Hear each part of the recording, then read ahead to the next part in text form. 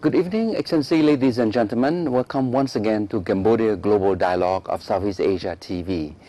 Tonight we have the pleasure to have a very distinguished, I would like to say, a scholar, an executive, a researcher, a scientist, a renowned person in the field that so far for the whole 1 year TV program that we had, we never touched the issue. We barely touched the issue. It's about rubber. Don't ask me what I know about rubber. I don't know much, and that's why I'm so happy that I had the chance, to meet Dr. Abdul Azir Kadir, who is the chairman of the Conflex Hub in Malaysia. He happened to be co-organizing with the Rubber Development Association in Cambodia a global conference on rubber, and we have the pleasure to have him with us today to have a dialogue on not just the rubber in Cambodia, but also the prospect of rubber in the world, the impact on Cambodia, and how can we develop the rubber sector as part of a source of growth for Cambodia. So, Datuk, welcome to the show. I'm pleased and honored to be on the show. Well, Datuk, before we move on to a dialogue, perhaps you can have a few minutes to set the stage a bit about yourself, about the organization you represent, I was educated in the University of Malaya in the Faculty of Agriculture, and then later on I pursued the graduate studies in the field of plant protection. Yes. Basically, it's plant diseases and entomology. Yes. And I went there on a Fulbright scholarship. And then contracted to go back to the Rubber Research Institute, where I spent many years until I retired in 1997 early. And they extended me for 2 years to reorganize the organization. So it's been a very interesting time. And I've been working with rubber for the last 40 years. Wow. Yes. And then now?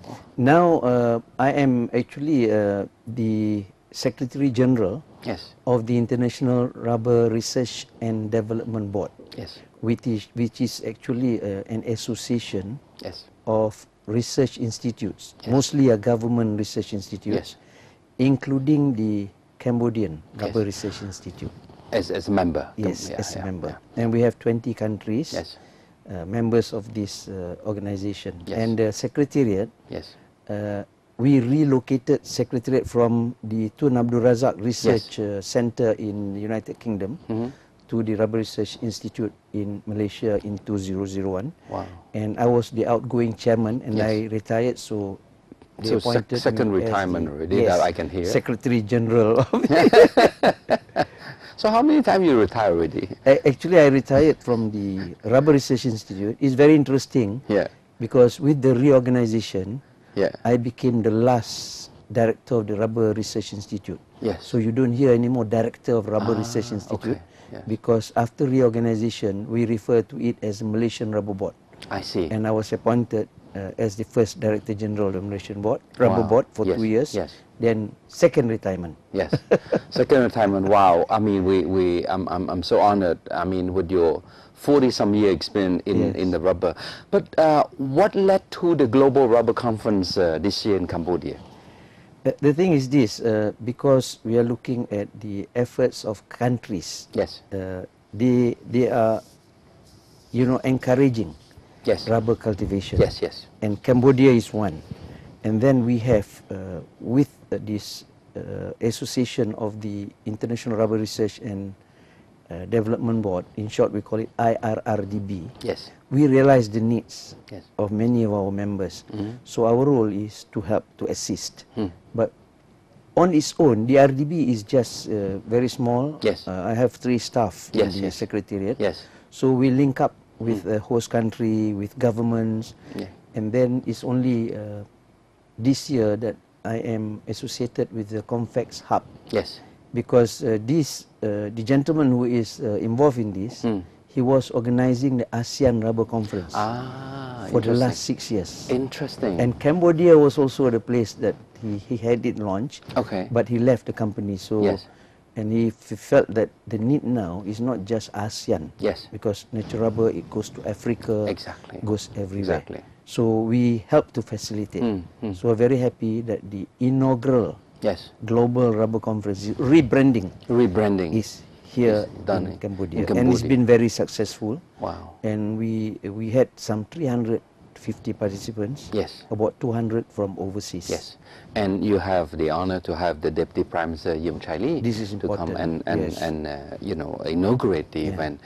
This is quite you know, exciting for Cambodia. You know, a few weeks ago the Prime Minister, Samdech Hun Sen, has launched the review of the rice policy. You know, we have now a rice sector that is thriving, you know, and we're looking already at Vision 2030 in the future, 2020, where Cambodia will be, and we are the source of growth. And I just got so excited when I was asked to say, look, come to the conference. And then when I listen to the speech, I see, my God, this could be the next pillar of the Cambodian source of growth, right, for Cambodia. In the rubber industry, where do you see the global trend, the regional trend? Maybe I have to explain that the natural rubber globally is actually produced, more than 90% produced by the small holders. I see. These are farmers who own limited area of land. So that is the first part, which also points out that the cultivation of rubber fits in well with the rural communities. I'm very happy to know that you have a rice policy. I think it will also be good if the government can consider having a rubber policy. Beautiful, beautiful. I think this well, that's a great idea already. And I think the Deputy Prime Minister Yum Chai Lee has mentioned the necessity to have a clear policy on that one. But before we get into so technical, I don't know much about rubber, right? Except I occasionally use, you know, in my car. I mean, you know. But the gloves, right? The glove. But there are also synthetic rubber, right? Yes. What's the difference in that? What is synthetic as versus natural rubber? Obviously, now we don't talk about competition. In the past, we used to say synthetic versus natural. But if you look at the tires, the natural rubber is required. The main role of the natural rubber is rolling resistance, which means related to fuel consumption. So that's very important, number one. Number two, depending on the activities of the vehicle. That means if you require to do harder work, for example, tractor tires, then the quantity of natural rubber increase. A good example is aeroplane tires. More than 90% is actually natural rubber. Because taking off and landing that impact, synthetic cannot do that job. Cannot do that job. So natural rubber is one of the best engineering material. So this is the, and not only that, about 70% of the total rubber produced in the world goes into the tire sector. 70%? And sometimes, 70%. 70. So that is why it's so important. And we sometimes refer to the natural rubber as literally driving the world's economy. The trucks. Literally driving the world economy. Interesting. And the other 30% is go to what sort of usage? The natural rubber is used in the, you know, in producing some 50,000 products. 50,000 products. We talk about gloves. You know, in your car, the components that use natural rubber is more than 300. It would have been a noisy ride if you don't have natural rubber. A very good example is the wiper. The windshield wiper. Windshield wiper when it rains. You know, natural rubber. And there are many other components. The gasket. Exactly. And also engine blocks. Engine block. Because natural rubber can be modified. And we sometimes we joke about this. We can have magic balls from natural rubber. Everybody says natural rubber. If you throw, it bounces. But if you modify it chemically, you throw, one bounces, the other one sits tight. So it's very good for absorbing the shocks, everything. And normally they use it for engine mount.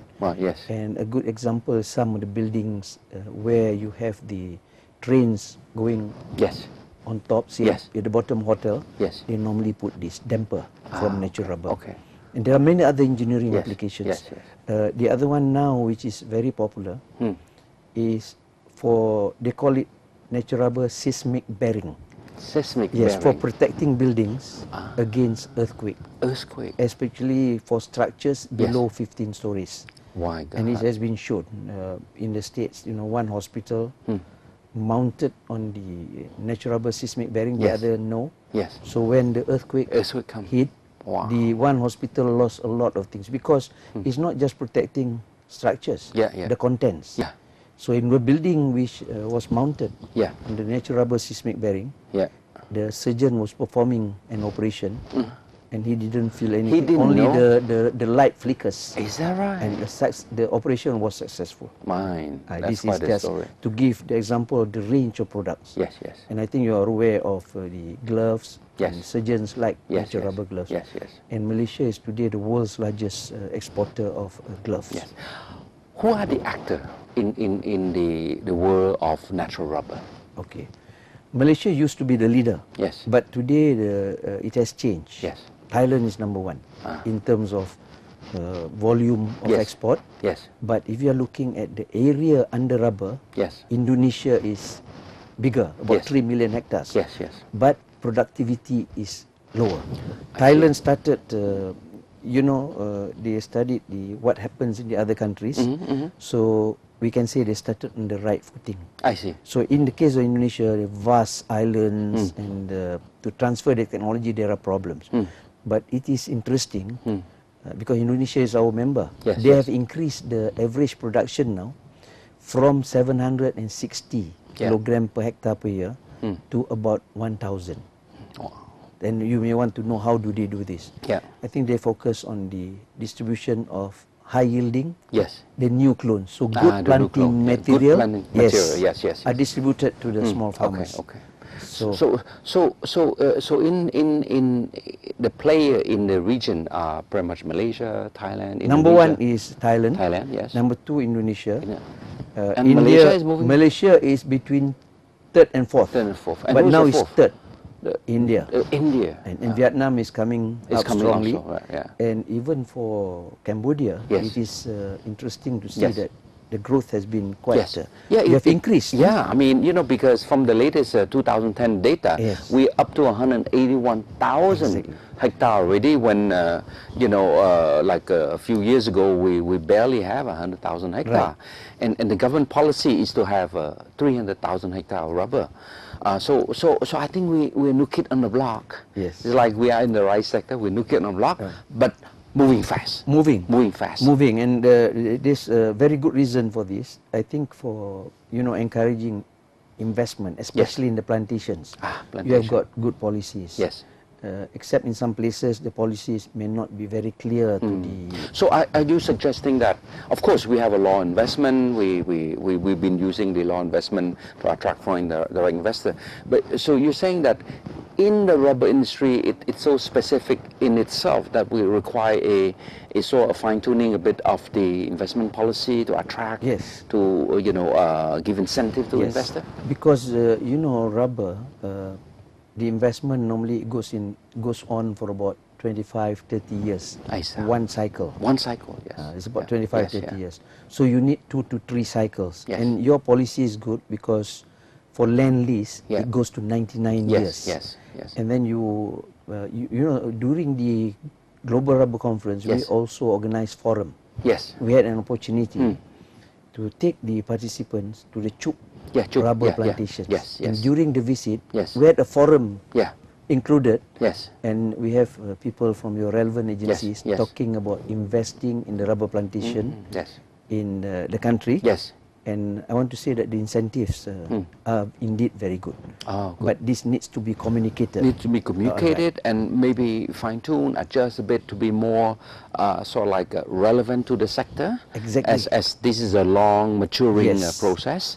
But in your experience of some 40 years in the rubber sector, of course, Cambodia is an emerging new player, moving fast.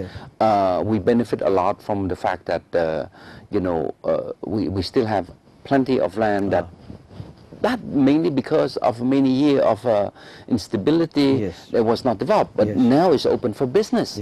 For the last so many 10 or 15 years, Cambodia is open for business. So you see an emerging of area that are given in the form of economic land concession for that. What are the lessons learned of other countries that you wouldn't want Cambodia, to follow? Maybe one at the initial stage, you need the capital to develop. The plantations is a lot of capital, and obviously we want to encourage foreign investors to come in. But I think some consideration should also be given that if they can also develop part of the area for the what they call the smallholders or the small farmers, because this is an effective way of getting technology transferred. To the smallholders? To the smallholders. That means they are outside, in the periphery, that these companies coming in take some responsibility to help them. They may not be as good as the plantation, but their productivity will be increased. So this is a form of corporate social responsibility. Exactly, CSR, Great. So in that sense, you see that the development of the rubber industry benefit a lot the smallholder. I see that if you look at the overall from the increase during the last few years, I think now you are about 40 or 45% smallholders, which I think is the policy moving in the right direction. I'm not sure whether there is this rubber policy, even in the case of Malaysia where I've been involved. We have a policy, then we have another one, revise to take a look at this situation, revise natural rubber policy. But one suggestion, if I may make, at the early stage, it's very good that you are producing very important raw materials. Sometimes we refer to it as industrial raw material. That you build in together so the country can benefit from the value addition. Which means if you have something there, let's also make products.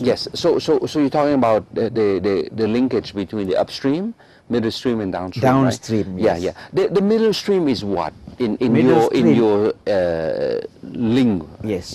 Because you need to replant. That provides the opportunity for the growers. Because there is a very active program. Even your Rubber Research Institute now is getting involved in breeding. That means the result of the breeding is new clones. We call it clones, which are higher yielding and sometimes disease resistant, wind resistant. So when they fell the trees, they can now use new clones, which will improve productivity per unit area. So what happens to your wood? I like to give an example. The Malaysian experience. The rubber wood is very precious. It's environment friendly because it comes from plantation, and rubber is green. We like to promote that image. 80% of the high value furniture exported from Malaysia is actually made from rubber wood. 80%. So that's, I like to refer to that as the midstream. The midstream. That's why we say synergizing in our theme of the conference. You mentioned a good word which I can relate to more, the green thing, the forest cover. So rubber does qualify in that sort of in terms of a forestry. It is considered as forest, no? Oh yes, because where does rubber come from?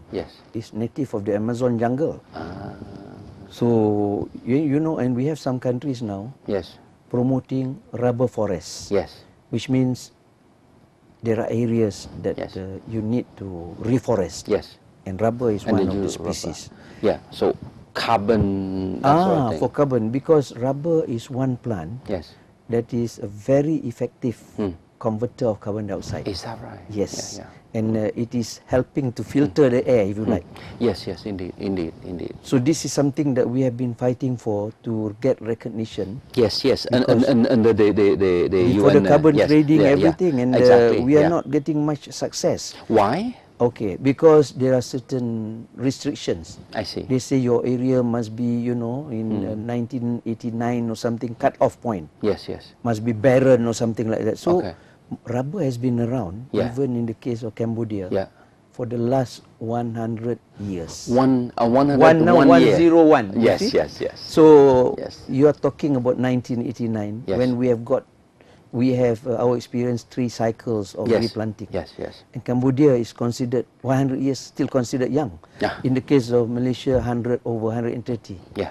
Because rubber came from Brazil by Henry Wickham in 1876. Right? Yeah, it went to India. Yes, yes. And then in India, unfortunately, they sent it to a cold place. The seedlings died. They sent to Assam. Is that right? Then it benefited because it went down south. Yes, yes. So Sri Lanka is the oldest rubber research institute in the world now. Is that right? They were set up in quite early, 1909, something like that. In terms of employment opportunity, in terms of a social development around plantation, you see potential there that because in Cambodia we have it's a young population, very young, agrarian primarily, some migration to the city, but you see this is also a good shock, absorbing the younger population moving to the labor force.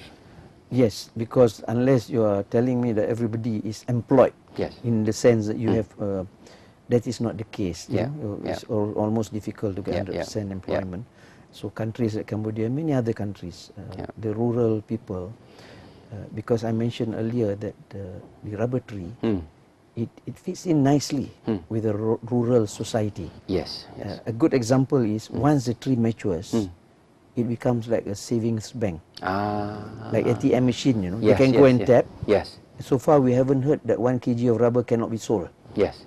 Yeah, you're right. They can go and tap anytime. Yes, yes. So they can keep the material. And easy to, you don't have to worry about this thing getting rot or anything like that. Yes, exactly. The longer they keep, it's better also. Less water, so they get a good price. So it fits in very, very well. I can't think of any other crop, perennial especially, that goes for that time. You talk about cocoa, you have to wait until it's ripened. Same thing, oil palm, you have to wait until the fruit ripens. But rubber once matures, and that's why we say this is the only tree that wounds, it cries, and it makes the planter happy. It's the process of harvesting is actually wounding the trees. Yes, yes. No, I think it's is a good point, since we're laughing about that as we're coming to the end of the show, that I would want you to have the last word. Maybe what's your message? Having come into Cambodia to the conference to see the situation, to see the chuk plantation, what's your emotion, and what would you want to see us as Cambodia, the government, the private sector? What's the message? The first thing is I'm impressed by your plantations, very high standard, and they produce very, very good planting materials. Yes. So what is important now for anyone who grows rubber, because it's a long-term investment. Yes. It's not putting the trees now and then 4 years later you replace. No. Yes, It is an investment decision that even the farmers, the smallholders, are making for 25 years. Yes. They must start with the right planting material.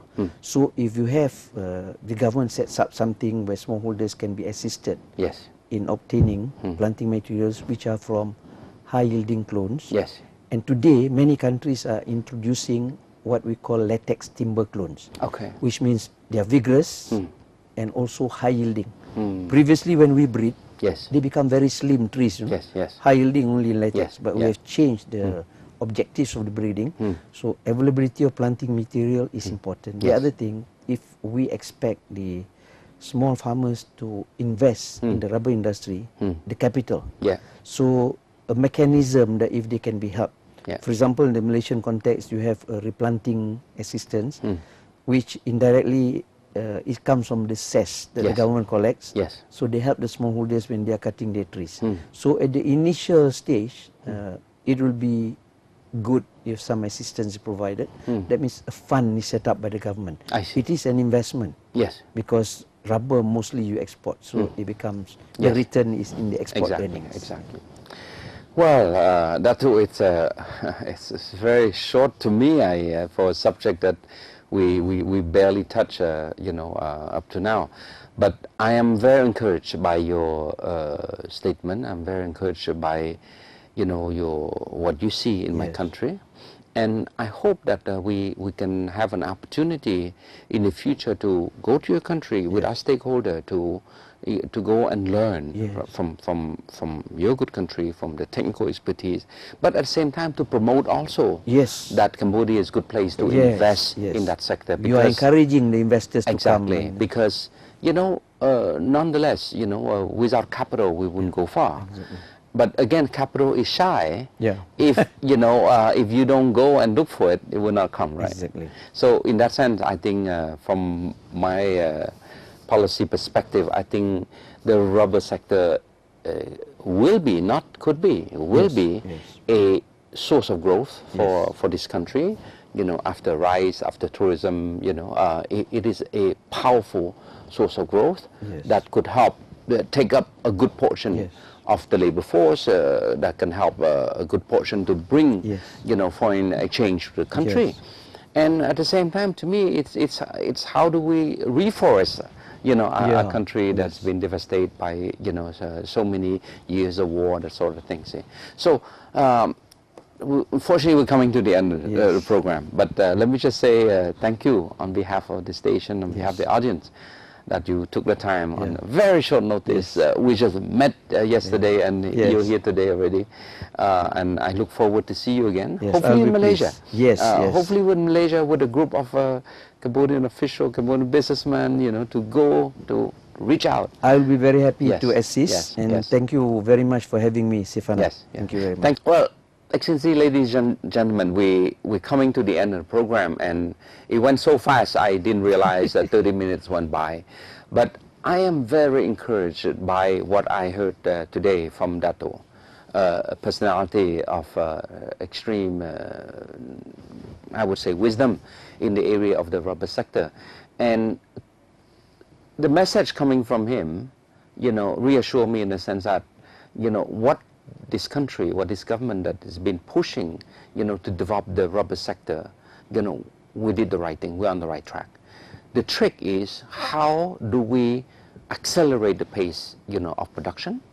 How do we improve our production facility? But the main message I got is that it's about value addition, you know. How do you link the upstream, the middle stream, and the downstream activities so that the sector is really, you know, comprehensive?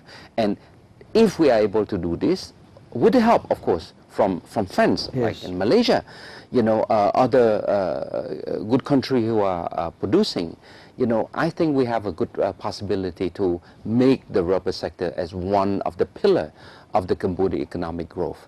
And I think it is on that note that I really look forward to have more opportunity to maybe bring other expertise in the rubber industry to come and perhaps discuss on a much more technical thing to share to those who are working now in the rubber industry, for those who see that it's potential and that they should invest to the industry.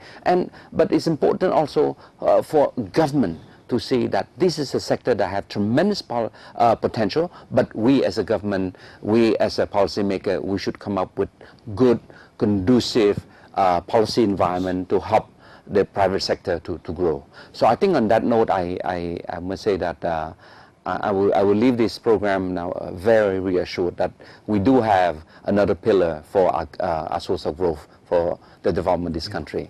So good night, and I see you again next week. Good night.